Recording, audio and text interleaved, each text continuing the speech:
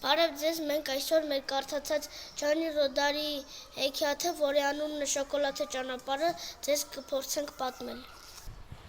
Երեք եղբայրներ գնում էին քայլելով եւ տեսնում են շոկանակագույն ճանապարհ։ Նրանք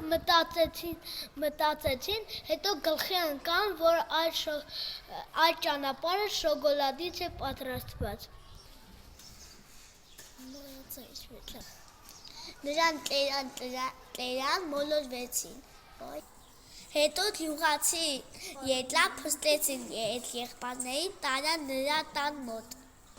Երբ նրանք հասան տուն, եւ նրանք տեսան, որ սայլները պատրաստված թխված խաբարից եւ սկսեցին ուտել, առանց մտածելու, թե ուտելու է, թե չուտելու է։ Երեք եղբայրները այնպիսով իմացան այդ ճանապարհի մասին, որովհետև ծնկի իջան եւ լպստեցին ճանապարհը, այդպիսով հասկացան, թե ճանապարհը շոկոլադից է։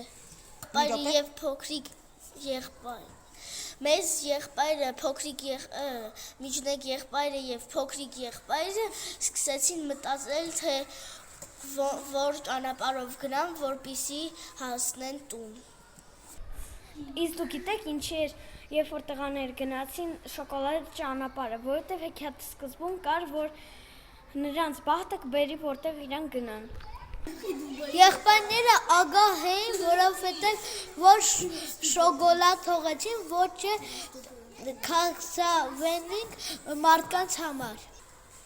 Եղբայրներին այնքան էր դուր եկել շոկոլադե ճանապարհը, որ նրանք կերան եւ մութը ընկավ։ Այսպիսով մեր հեքիաթը